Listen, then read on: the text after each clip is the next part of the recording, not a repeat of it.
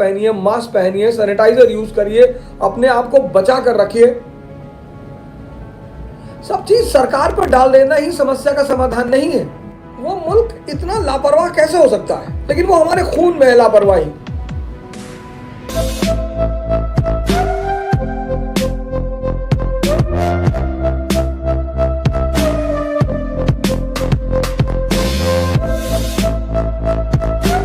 बाबा रामदेव जी बेचारे वो सुबह प्रातःकाल आते ही आते हैं। कम से कम इस दौर में भारत के लिए वो एक अवतार साबित ही हुए। उन्होंने बिजनेस किया, क्या किया, वो सब एक अलग बात है। लेकिन जिन लोगों ने भी योग, प्राणायाम और आयुर्वेद को पकड़ के रखा, वो भगवान की दुआ से, भगवान के आशीर्वाद से स्वस्थ हैं और अपने आप को संभालेंगे। हमें लापरवाह नहीं होना है। होली आई बीच में, लखनऊ इलाहाबाद सबसे सेंसिटिव है इस वक्त। इन लोगों ने होली में सारी हदें पार करी। कोरोना खत्म नहीं हुआ था। सरकार लगातार कह रही थी मास्क पहनिए, सैनिटाइजर यूज करिए, अपने आप को बचा कर रखिए।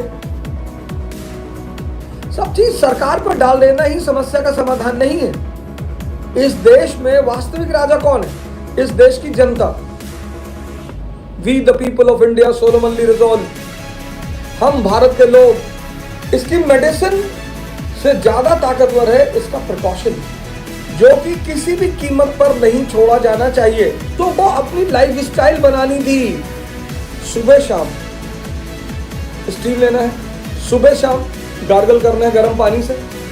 इस पोर्शन को क्लियर रखना है, इस पूरे पोर्शन को। अगर आप इसमें सफल रहे कि आपको फ्लू ना होने पाए, आपको गले में खराश ना होने पाए, आपको खांसी ना होने पाए, आपको कोरोना नुकसान नहीं पहुंचाएगा।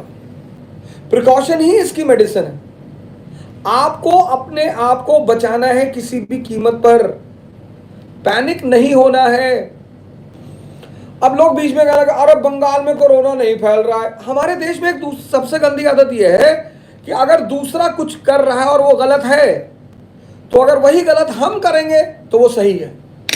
नहीं सर, बंगाल में रैली कर रहे हैं, किसी कोरोना, अरे बंगाल में कुछ भी हो रहा है। लापरवाही ने कितने घर उजाड़ दिए लखनऊ और इलाहाबाद में। तीसरी जो मेरी आपसे अपील है वो ये है कि कृपया करके निषेधात्मक विचारों को ना फैलाएं, निगेटिविटी ना फैलाएं। सर, आप ये जो वीडियोस लोगों को भेज रहे हैं, व्यूज बढ़ा रहे हैं, यूट्यूब पे आप वीडियोस अपलोड कर रहे हैं, आप कहते हैं हम दूसरे को चेतावनी दे रहे हैं। मत दीजिए आप चेतावनी, आप डर पैदा कर रहे हैं। और पैंडेमिक का इतिहास रहा है कि जब भी पैंडेमिक फैला है, पैंडेमिक से ज्यादा लोग भय से मरे हैं। साइंस में है ना प्लास्मो। दवा तभी असर करती है जब आपकी चेतना आपके साथ खड़ी है, मजबूत है। मुख्यतः चेतना ही आपकी मदद करती है। दवा कुछ तत्वों की सप्लाई करती है। क्यों मरते हैं लोग कैंसर से? मैंने तो ऐसे 50 लोगों को देखा कैंसर के पेशेंट जो नहीं मरे। 10 साल, 20 साल, 25 साल पूरी जीवन जिए वो अपना। सदगुरु के आश्रम में बहुत लोग मिलेंगे आपको। मैं अभी बेंगलोर में था, वहां जो विंड फ्लावर रिसोर्ट के मालिक हैं, 4 कैंसर का ऑपरेशन। लेकिन एक आम आदमी कैंसर का नाम सुनकर मर जाता है। क्यों? क्योंकि भय पैदा होता है। भय हमारे मन के विचारों से हार्मोन रिलीज होते हैं सर। वो जो आप गाना सुनते हैं ना, आरंभ है प्रचंड, और आपके अंदर एक उत्तेजना आती है, उस गाने से नहीं आती। उस गाने के शब्दों से हार्मोन रिलीज होते हैं, हार्मोन। इसीलिए विचारों को ताकतवर कहा गया ना।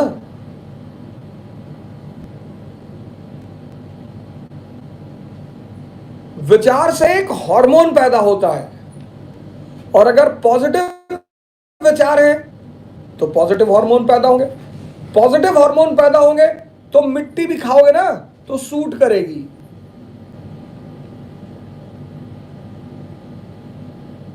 कि महामारी से ज्यादा लोग भय से मरे हैं।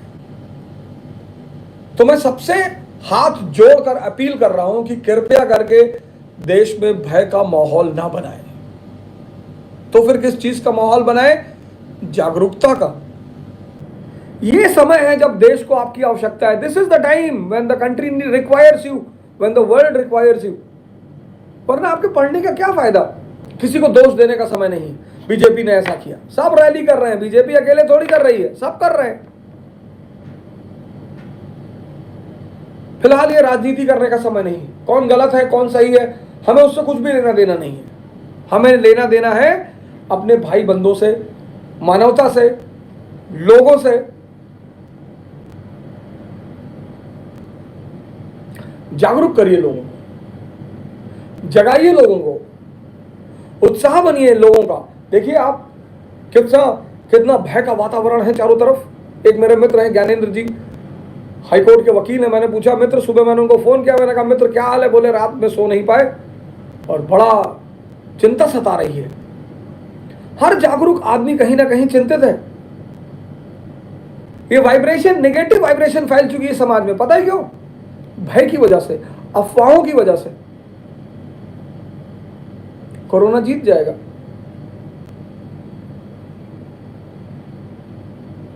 कोरोना जीत जाएगा। क्या मिलेगा? कोरोना विस्फोट की स्थिति आ चुकी है। शुरू में तो मुझे लगा कि नहीं यार चलो ठीक है, लोग धीरे धीरे निपट लेंगे, पर चीजें बद से बदतर होती चली गई। फिर मैंने फैसला किया कि नहीं नहीं नहीं नहीं, नौजवान क्रांति पार्ट 2 को शुरुआत तो करनी ही पड़ेगी। कहानी मैं आपको सुनाऊंगा, विश्व इतिहास की कहानी सुनाऊंगा, पूरी कहानी सुनाऊंगा। सैटरडे संडे लॉकडाउन है, सैटरडे संडे को ही मैं आपको सुनाऊंगा। नौजवान क्रांति का मुख्य उद्देश्य है, the main objective of Naujawan Kranti is to appeal to the youth of this country, stand up, this is the time when the country requires you. सबको बॉर्डर पे थोड़ी लड़ना पड़ता है, घर में भी लड़ना पड़ता है। जो सीमा पे लड़ते हैं सिर्फ वही सिपाही नहीं है, घर में भी। यह हमारी मॉरल जिम्मेदारी है। 50 अननेसेसरी वीडियो बना बना के लोग फेसबुक पे अपलोड कर रहे हैं, लोग मर रहे हैं चारों तरफ। आपकी नैतिकता कैसे जवाब देती है आपको इस सब चीज को करने के लिए? The conscious of this country is dead. मतलब इस देश की अंतरात्मा एकदम मर चुकी है।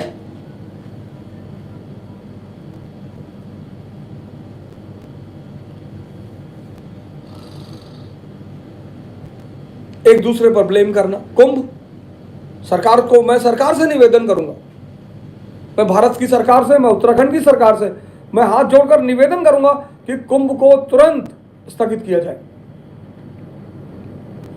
आप किसी भी गाइडलाइन को मान रहे हो, कुछ भी मान रहे हो, लेकिन एक जिम्मेदार नागरिक होने के नाते मैं भारत सरकार से और मैं उत्तराखंड सरकार से हाथ जोड़कर निवेदन करता हूं कि कुंभ को तुरंत स्थगित किया जाए।